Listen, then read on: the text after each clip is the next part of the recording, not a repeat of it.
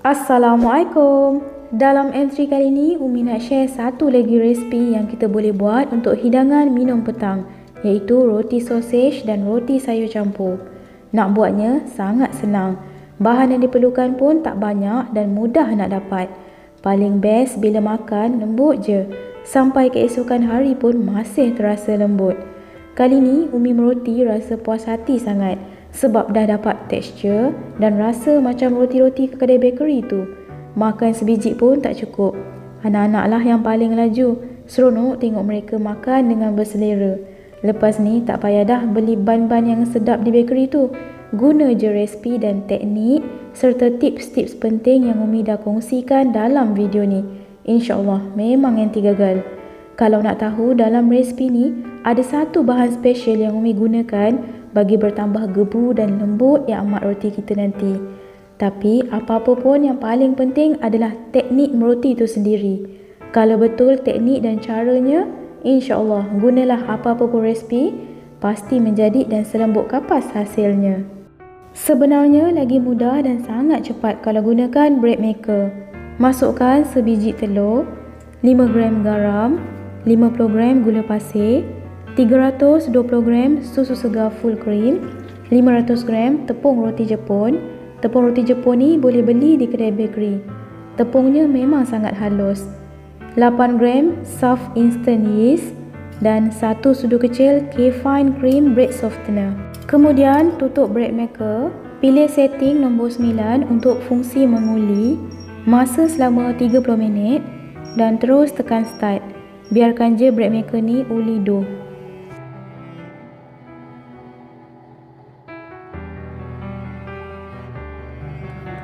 Bila adunan tepung dah jadi dough yang kasar gitu, baru masukkan 50 gram margarin. Umi guna margarin pelangi, bau wangi semerbak je adunan dough roti ni. Kalau nak ganti margarin dengan shortening pun boleh. Sama je fungsinya untuk melembutkan dough roti. Uli adunan dough hingga mencapai tahap elastik, licin dan berkilat. Nanti Umi akan tunjukkan apa yang dimaksudkan dengan elastik, licin dan berkilat ni.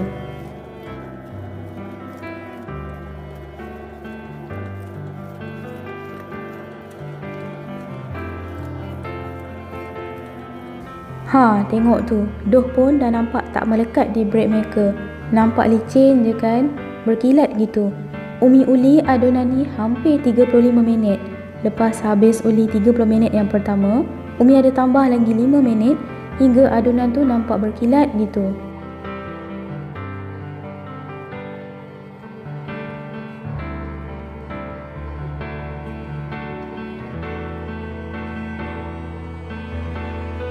Adunan yang dimaksudkan elastik haruslah tak mudah terkoyak bila ditarik, dan bila kita renggangkan dough tersebut, tengok tu, mudah je doughnya ditarik. Nampak nipis dan lembut yang amat doughnya. Bahagikan dough, timbang setiap satu dough tu dengan berat 50 gram. Yang ini ikut paper cup. Kalau paper cup Umi tu besar, jadi Umi timbang setiap satu ni 50 gram. Umi tunjukkan semula. Dough yang betul-betul elastik ni, bila ditarik gitu, ia tak mudah terkoyak walaupun direnggangkan hingga senipisnya sampai nampak bentuk-bentuk jari Umi tu kan di belakang tu. Kalau dah dapat dough yang sebegini, insya-Allah roti yang bakal dihasilkan pun akan selembut kapas. Bulat-bulatkan dough sambil licinkan permukaan bahagian atasnya tu. Kemudian bolehlah mula rounding.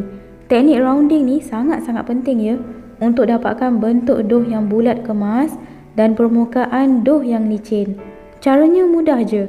Bentukkan tangan seperti huruf C, kemudian ikut arah lawan jam, pusing dough macam yang Umi buat tu, hingga dough jadi bulat kemas. Dah siap rounding, masukkan dalam paper cup. Pada sesiapa yang nak belajar cara dan teknik rounding dough roti, okey jom, Umi tunjukkan lagi sekali supaya anda lebih mudah faham dan jelas bila tengok berulang kali. Caranya mudah je. Step yang pertama, tarik dough dari atas, tolak ke bawah. Step ni penting ya untuk dapatkan permukaan dough roti yang licin. Tengok tu, permukaan atasnya dah nampak licin gitu kan. Baru letak di atas silikon mat. Dan step kedua, bentukkan jari seperti huruf C, tolak dan tarik dough membentuk bulat ikut arah lawan jam sehingga dough jadi bulat dan kemas dan licin je permukaannya. Ketiga-tiga step ni sangat penting untuk dapatkan hasil roti yang cantik. Dah siap rounding ke semua dough-dough tadi, rehatkan selama 45 minit hingga ke 1 jam.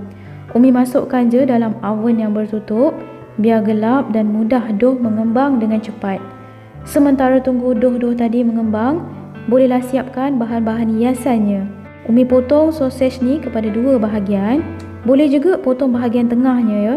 Ikutlah cita rasa masing-masing dan letakkan dalam satu mangkuk, ketepikan dahulu. Selepas 30 minit, dough dah separuh kembang, keluarkan dahulu, letak sausage di tengah-tengahnya. Tekan-tekan sikit bagi sausage melekat elok bila dibakar nanti.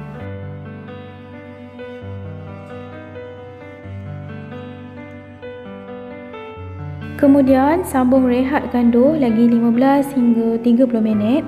Bagi dough tu naik kembang 2 kali ganda.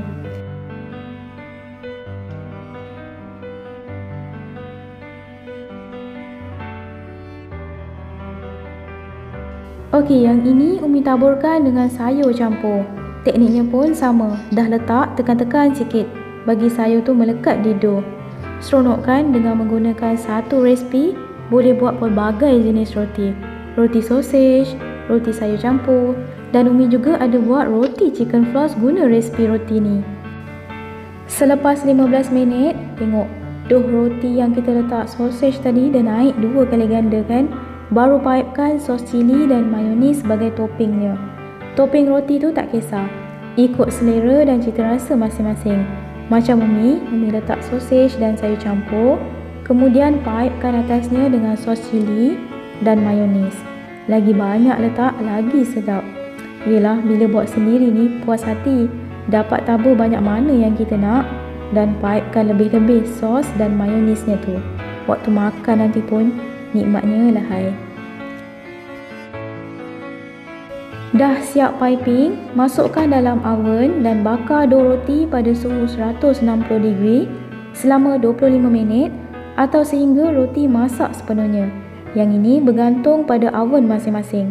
Umi letakkan di rak kedua dari bawah supaya permukaan roti tu tak cepat hangus.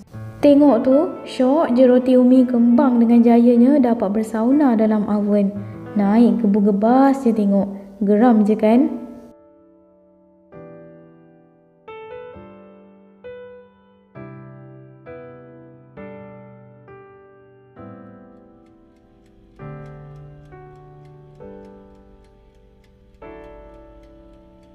Ini kejadian lepas dibakar. Tengok tu, gebu dan montok-montok je kan rotinya. Seronok kan? Hanya menggunakan satu resipi boleh hasilkan pelbagai jenis roti. Macam-macam bentuk sebenarnya boleh buat. InsyaAllah next time Umi akan sharekan bentuk-bentuk yang berlainan pula. Resipi roti ni juga boleh buat roti berinti tau. Macam roti kacang merah, roti kaya, roti yang inti kelapa tu. Macam-macam boleh buat. Hanya gunakan satu resipi ni saja boleh hasilkan pelbagai jenis roti yang berinti dan pelbagai bentuk roti yang cantik-cantik. Lepas siap bakar ni, suka tau main picit-picit roti ni sebab lembut sangat. Makan pun sedap, rasanya ala-ala macam roti kat bakery tu. Yelah, lagipun Umi gunakan susu segar full cream kan, jadi memang terasa dah lemak roti ni. Macam mana? Senang sangat-sangat kan nak meroti? Cuma perlu tahu teknik dan tips-tips penting yang Umi dah highlightkan di sepanjang video. Teknik rounding pun ikut je 3 step tu.